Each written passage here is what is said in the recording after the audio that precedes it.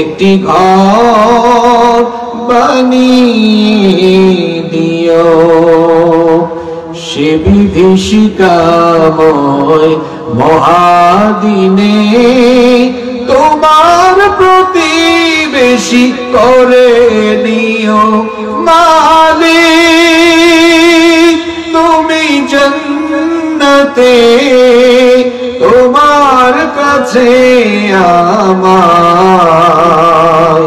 একটি ঘর বানিয়ে দিও একটি ঘর বানিয়ে দিও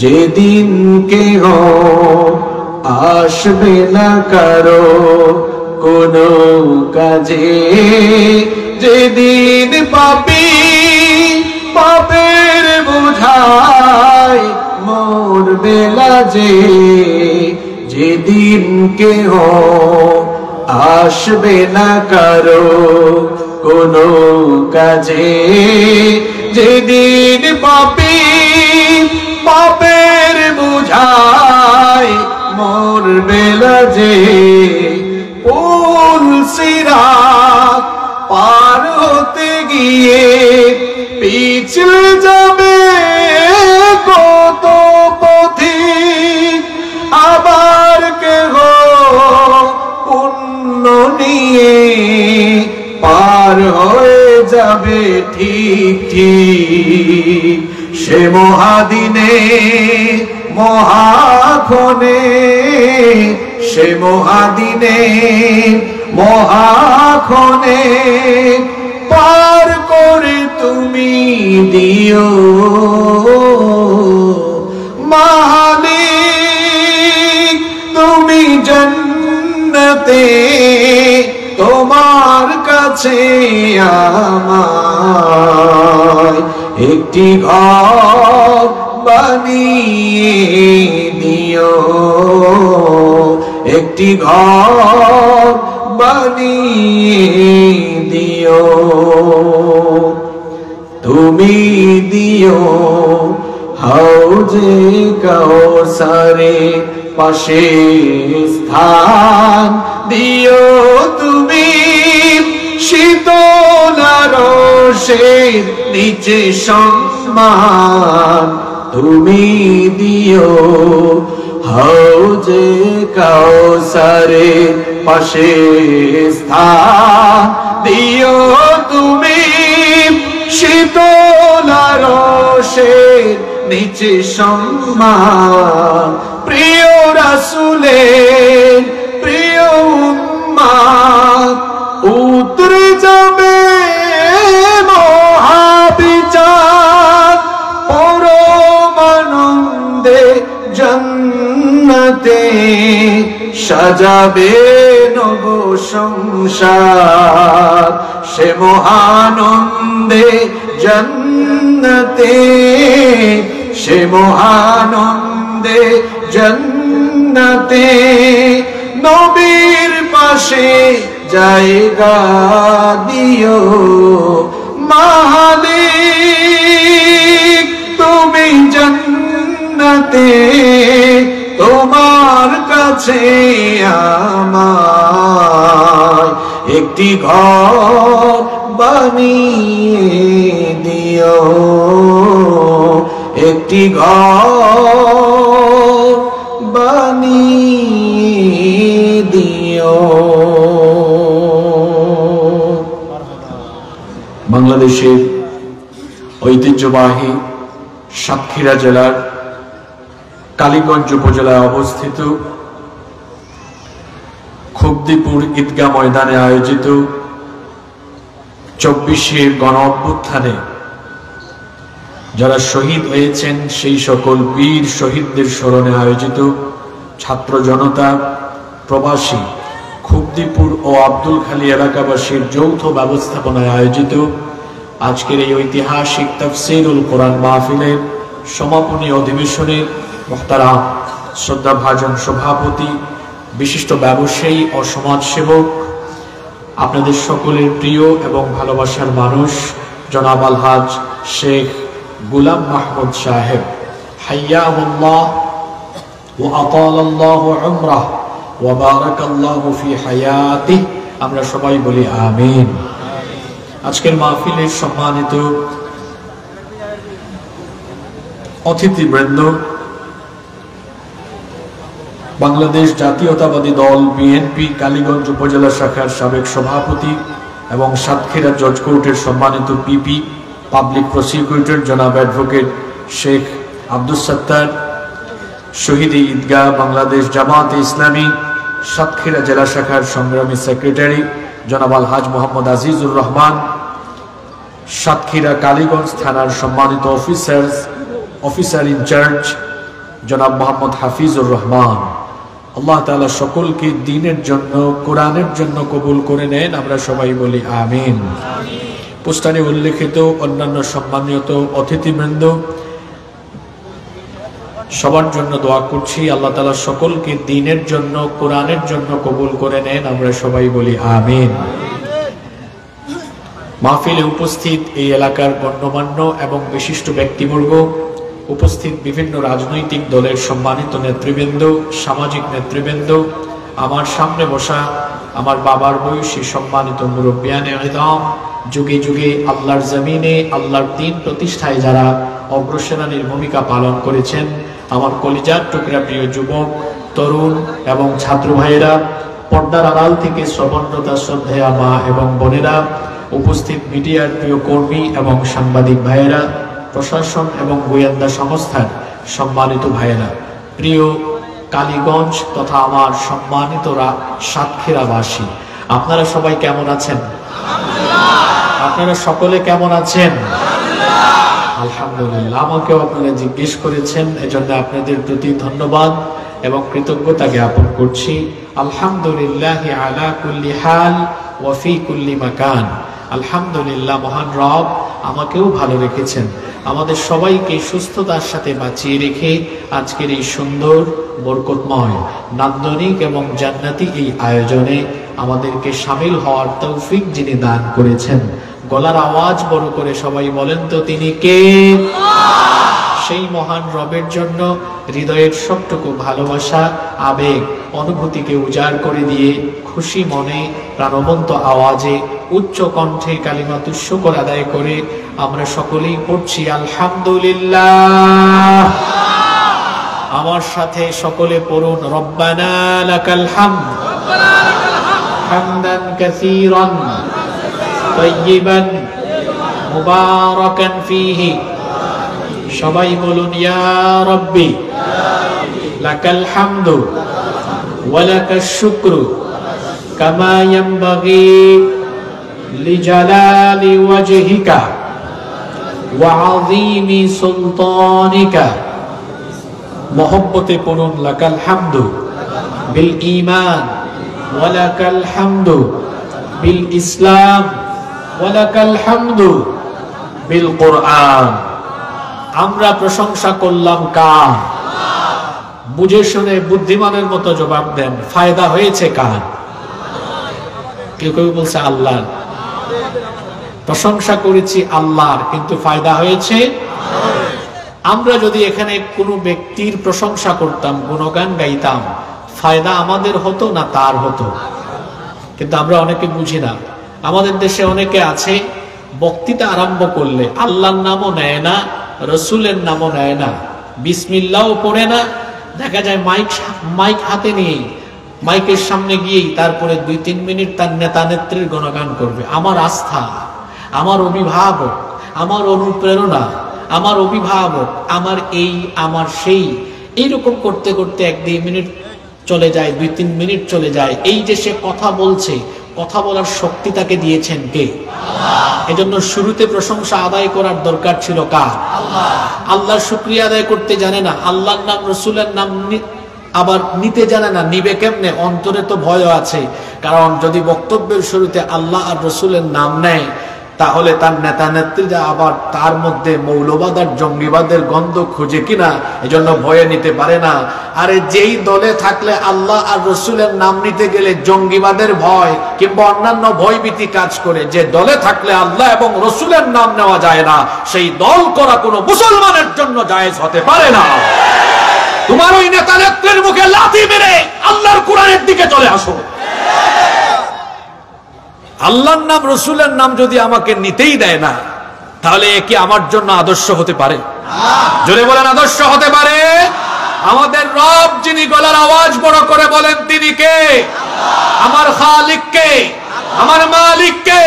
আমি প্রশংসা করব কার? আমি যদি আমার খালিক, আমার মালিকের নাম মুখে নিতে না পারি, আমি আল্লাহু আকবার বললেই যদি আমার মধ্যে জঙ্গিবাদের গন্ধ খুঁজে, তাহলে ওই ব্যক্তি তো আমার নেতা হতে পারে না। এই ব্যক্তি আমার দুশমন, মানবতারও দুশমন। আল্লাহর প্রশংসা আদায়ে আমাদের ফায়দা আছে না নাই? কেমন ফায়দা? আমরা যখন আল্লাহর প্রশংসা করি, আল্লাহ তখন এর চাইতে আরো উত্তম সমাবেশে আমাদের প্রশংসা করেন। সবাই সুবহানাল্লাহ পড়তে পারলেন না? যেমন এই মুহূর্তে আল্লাহ তাআলা আরশে আজিমে ফেরেশতাদেরকে ডেকেছেন। ফেরেশতাদেরকে ডেকে আল্লাহ বললেন,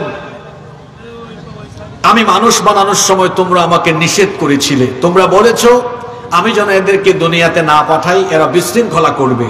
তাকিয়ে দেখো, ফেরেশতারা সাতক্ষীরার কালীগঞ্জ উপজেলার এই খুবদিপুর ঈদগাহ মাঠে আমার সাতক্ষীরার বান্দারা তারা হানাহানি বিশৃঙ্খলা না করে এই গভীর রাতেও তারা আমার প্রশংসা করেছে। এই জন্য তোমাদের মতো ফেরেশতাদেরকে ডেকে আমি আমার কালীগঞ্জের এই বান্দাদের প্রশংসা তোমাদের ফেরেশতাদের সমাবেশে করলাম। সুবহানাল্লাহ। তাহলে আমরা যখন আল্লাহর প্রশংসা করি, আমাদের প্রশংসা আরো উত্তম সমাবেশে যিনি করেন, সবাই গলার আওয়াজ বড় করে বলেন তো তিনি কে? সেই আল্লাহর প্রশংসা আমরা সব সময় করব ইনশাআল্লাহ। আল্লাহর প্রশংসা আদায়ের পরে অসংখ্য অগণিত দুরুদ এবং সালাম পেশ করছি খাতামুন নবিয়্যিন, আশরাফুল আম্বিয়া ওয়াল মুরসালিন, রাহমাতাল লিল আলামিন, নবিয়ুনা ওয়া সাইয়্যিদুনা ওয়া কুদওয়াতুনা মুহাম্মাদুর রাসূলুল্লাহ। আমরা বলি সাল্লাল্লাহু আলাইহি ওয়াসাল্লামের প্রতি, যাকে আল্লাহ তাআলা মানব জাতির হেদায়েতের জন্য প্রেরণ করেছেন। আল্লাহুম্মা সাল্লি আলাইহি, আল্লাহুম্মা বারিক আলাইহি। অতঃপর আমরা আজকের মাহফিলের শুরুতে দোয়া করছি তাদের জন্য যাদের মাগফিরাত কামনায় আজকের এই মাহফিল আয়োজিত হয়েছে। 24-এর গণ অভ্যুত্থানের যারা শহীদ, আমরা সেই শহীদদের জন্য দোয়া করছি। আল্লাহ তাআলা সকলকে শাহাদাতের সর্বোচ্চ মর্যাদা দান করে দেন। আরো আসতে বলেন আমিন, আরো জোরে বলেন আমিন। তবে আমরা দোয়া করার পাশাপাশি মনের একটা ক্ষোভ আজকের মাহফিল থেকে প্রকাশ করছি। সেটা হলো, অভ্যুত্থান পরবর্তী 7 মাস প্রায় হতে চলেছে, এখনো আমার ভাই বোনদেরকে যারা খুন করেছে সেই খুনিদের কোনো বিচার এখনো আমাদের চোখের সামনে পড়ে নাই। আমরা সরকারকে বলবো, সংস্কার এবং নির্বাচন হবে পরে। আমার ভাই বোনদেরকে যারা প্রকাশ্য দিবালুকে পাখির মতো গুলি করে ঠান্ডা মাথায় হত্যা করেছে, সেই খুনি এবং খুনের হুকুমদাতা প্রত্যেককে দেশে এনে দ্রুত ট্রাইব্যুনালে বিচার করে প্রত্যেককে ফাঁসির কাস্তে ঝুলাতে হবে।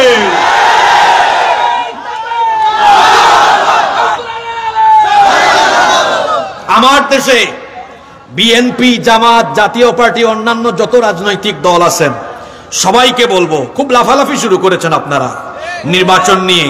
জনগণের পালস বুঝে রাজনীতি করুন, নইলে রাজনীতির মাঠে জনগণের দৌড়ানে খেয়ে আপনাদেরকে পালায় যেতে হবে। এদেশে যারা জেনজি আছে, 18, 20, 22, 24, 26 বছরের যুবকেরা, এরা নির্বাচনের আগে এই দেশে খুনিদের বিচার দেখতে চায়। আপনি এত লাফান কেন? দাঁড়ান বাবা, দাঁড়ান। আপনি এত লাফান কেন? হ্যাঁ, আপনি তো আগে এলাকায় থাকতেন না, বাড়ি ঘরে থাকতেন না, আপনার খবর কি আমরা জানি না? আপনি পালায় পালায় থাকতেন। এখন যেই সকল ছেলে মেয়েদের রক্ত আর জীবনের বিনিময়ে একটু স্বাধীন বাতাসে স্বাধীনভাবে ঘুরে বেড়ান, সেই সকল ছেলে মেয়েদের খুনের বিচার না চেয়ে আপনি কিভাবে তাড়াতাড়ি ক্ষমতায় যাবেন সেই চিন্তায় মশগুল হয়েছেন। শোনেন, ইলেকশন হোক, নির্বাচন হোক, আমরা চাই এই দেশ এগিয়ে যাক, আমরা চাই। কিন্তু যারা আমার তরতাজা এতগুলো জীবন, হাজার হাজার ভাই বোনদেরকে হত্যা করেছে, অবশ্যই তাদেরকে দেশে এনে প্রত্যেকটাকে ফাঁসিতে ঝুলাতে হবে। জালিমের কোনো ক্ষমা, যে ব্যক্তি জালিমকে ক্ষমা করে সেও একটা জালিম। কথা বুঝেছেন? কি বুঝছেন? যে জালিমকে ক্ষমা করে সেও জোরে বলেন, যে জালিমকে ক্ষমা করে সেও বিশ্বাসঘাতকতার কোনো ক্ষমা নাই। আপনি ইসলাম নিয়ে স্টাডি করুন, খন্দকের যুদ্ধের পরে রসুল কয়েকজনকে ক্ষমা করেন নাই, বলেছেন ডিরেক্ট কতল করে ফেলো। কেন? বিশ্বাসঘাতকতা করেছে। কি করেছে? যারা আমার দেশকে পার্শ্ববর্তী দেশের সেবাদাস বানাতে চেয়েছে, যারা আমার দেশকে পার্শ্ববর্তী দেশের কাছে বিক্রি করতে চেয়েছে, এরা দেশপ্রেমিক নয়, এরা বিশ্বাসঘাতক। অবশ্যই এদেরকে শাস্তি দিতে হবে। আপনারা কি কষ্ট পেলেন নাকি? তো যাদের মাগফিরাত কামনায় মাহফিল, তাদের জন্য কিছু কথা তো আমার বলতেই হবে। আমি কমিটিকে ধন্যবাদ জানাচ্ছি। এখানে দুইটা গেট দেখলাম আসার সময়, একটা আমার ভাই আবু সাইদের নামে, আর একটা আমার ভাই মুগ্ধের নামে। আবু সাইদকে গুলি করে হত্যা করার পর 2-3 দিন পরে জুমার খুতবায় আমি বলেছিলাম, আপনারা এটা শুনছেন কিনা, আমি তখনই বলেছিলাম, জীবনের মায়া, জীবনের পরোয়া না করে আমি বলেছিলাম, আমাদের ট্যাক্সের পয়সায় কেনা গুলি যদি আমাদের বুকে চালানো বন্ধ না হয়, তাহলে সবাইকে এই দেশ ছেড়ে পালিয়ে যেতে হবে। সত্যি তাই হয়েছে। ভারতীয় রাজাকারেরা চোরের মতো দেশ ছেড়ে তাদের মামু বাড়িতে পালিয়ে গিয়েছে।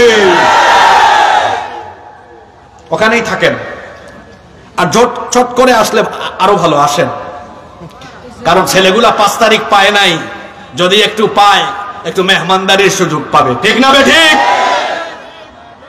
আমি আমার ভাই আবু সাইদ, মুগ্ধ সহ এই আন্দোলনে যতজন শহীদ হয়েছেন সবার জন্য দোয়া করছি, আল্লাহ আমার সকল ভাই বোনদেরকে তুমি শাহাদাতের সর্বোচ্চ মর্যাদা দান করো। যারা হতো এখনো চিকিৎসাধীন, আল্লাহ সবাইকে শিফায়ে আজিলা কামিলা নসিব করে দাও। আমাকে আজকের ইন্তেজামিয়া কমিটি একটি চমৎকার বিষয় নির্ধারণ করে দিয়েছেন। আমরা সেই নির্ধারিত বিষয়ের উপরে আজকে কথা বলবো। জোরে বলে ইনশাআল্লাহ। তারা আমাকে একটি বিষয় দিয়েছেন, জান্নাতের বর্ণনা। এই পৃথিবীতে আমরা যারা আছি, যারা এখন বসবাস করছি, সবাই আসলে দুই পথে চলছে। দুইটা পথ হলো দুইটা, একটা হলো জান্নাতের পথ, আর একটা হলো জাহান্নামের পথ। আখিরাতে এত দলাদলি থাকবে না, কিয়ামতের মাঠে দল হবে দুইটা। জোরে বলেন তো কয়টা? কিয়ামতের ময়দানে এত দল থাকবে না, দল হয়ে যাবে মাত্র দুইটা। বিচার ফয়সালা করবার পরে আল্লাহ তাআলা মানুষকে দুই দলে ভাগ করে দিবেন, ফারিকুন ফিল জান্নাতি ওয়া ফারিকুন ফিস সাঈর। এক দল চলে যাবে জান্নাতে, আরেক দল চলে যাবে জাহান্নামে। সেই দিন হাসরের ময়দানে যিনি বিচার করবেন, বিচার দিবসের মালিক, বিচার দিবসের বিচারক, যিনি গলার আওয়াজ বড় করে বলেন, তিনি কে? মালিক ইয়াউমিদ্দিন।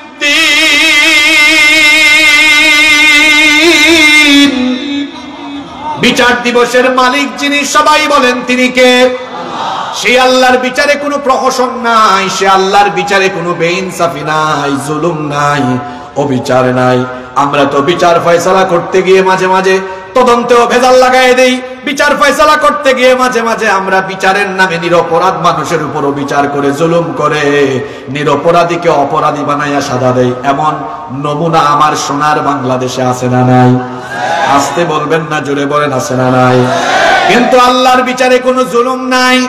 আল্লাহ তাআলা বলছেন, ওয়ালা ইয়াযলিমু রাব্বুকা আহাদা। কি সুন্দর কথা আল্লাহ বলেছেন, ওয়ালা ইয়াযলিমু রাব্বুকা আহাদা।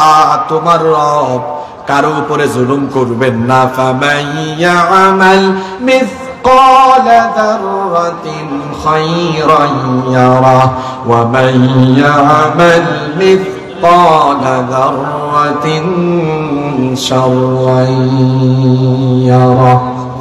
অতঃপর অনুপরিমাণ ক্ষুদ্রাতি ক্ষুদ্র ভালো কাজ যারা করবে সেও তা দেখতে পাবে, এবং অনুপরিমাণ খারাপ কাজ যে ব্যক্তি করবে সেও তার বদলা পাবে। অর্থাৎ ভালো মন্দ মানুষ যা কিছুই করবে, কিয়ামতের দিনের প্রতিফল, এর বদলা যিনি দিবেন, গলার আওয়াজ বড় করে বলেন তিনি কে?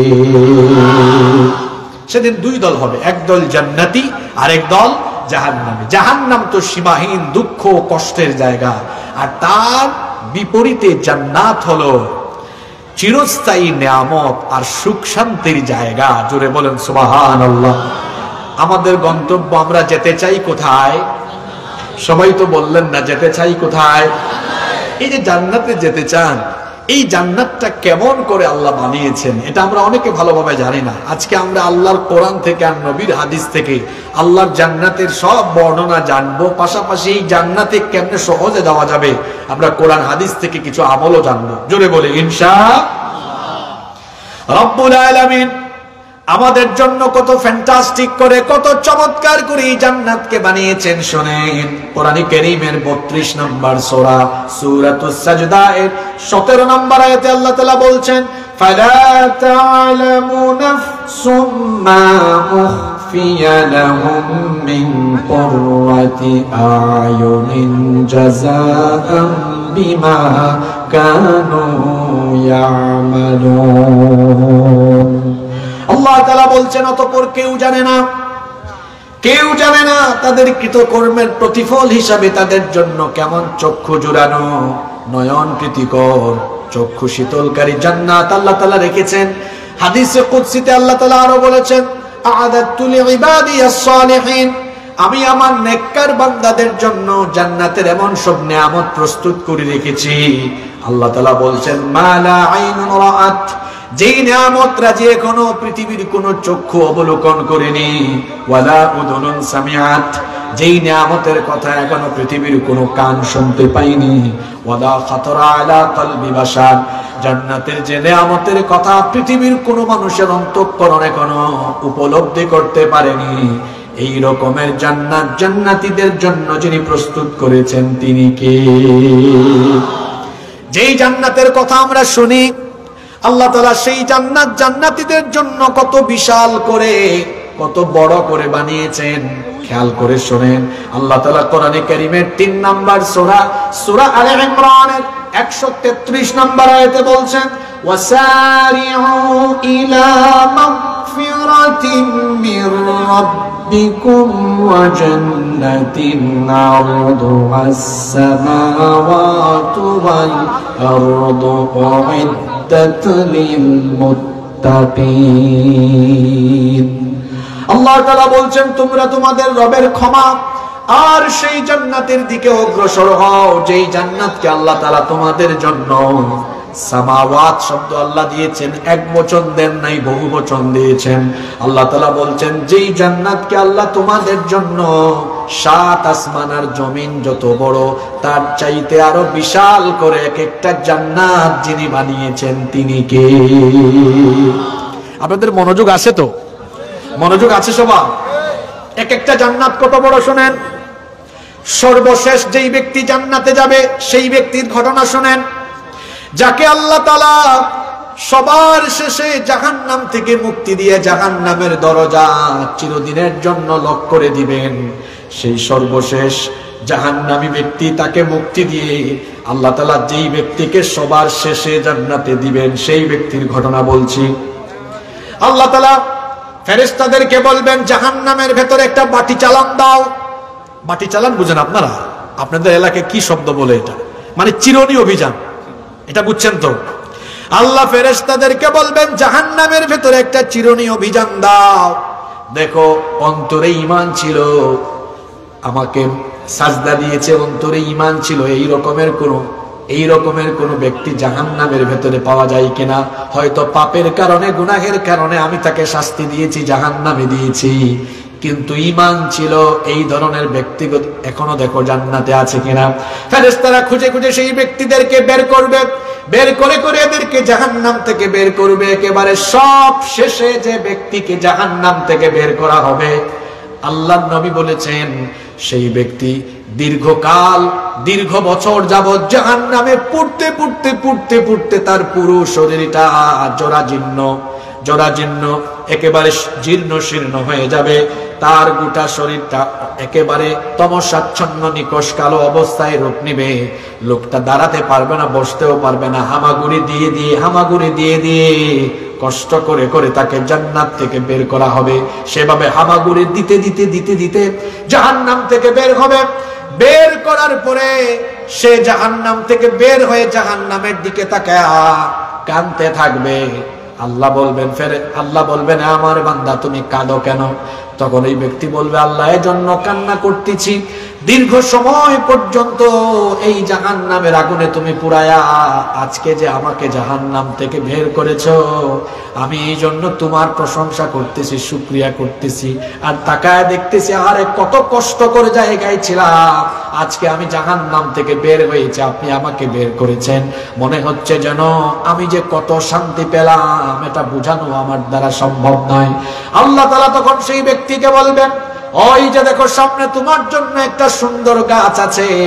সেই ব্যক্তি তখন হামাগুড়ি দিয়ে দিয়ে ওই গাছের নিকটে যাবে, গাছের ছায়ায় বসবে, পানি পান করবে। কিছুক্ষণ পরে সে দূরে তাকিয়ে দেখবে আরেকটা সুন্দর গাছ দেখা যায়, যেটা যে গাছের নিচে বসে আছে এটার চাইতে আরো সুন্দর, আরো উত্তম। সে তখন বলবে আল্লাহ আমাকে যদি তুমি ওই গাছের নিকট দাও, আমি আর তোমার কাছে কিছু চাইবো না। আল্লাহ তখন বলবেন তুমি কি সত্যি আমার কাছে আর কিছু চাইবে না? সেই ব্যক্তি বলবে আল্লাহ কসম করে বলছি আমি আর চাইবো না। আল্লাহ তখন সেই ব্যক্তিকে দ্বিতীয় গাছের কাছে নিয়ে যাবে। এবার এই লোক সেই গাছের ছায়ার নিচে বসবে। কিছুক্ষণ পর দেখতে পাবে আরো একটা সুন্দর গাছ দেখা যায়। সে বলবে আল্লাহ ওই গাছ তো দেখতেছি এই দুইটা গাছের চাইতেও আরো সুন্দর, আরো উত্তম, তুমি আমাকে মেহেরবানি করে ওই গাছ পর্যন্ত পৌঁছায় দাও।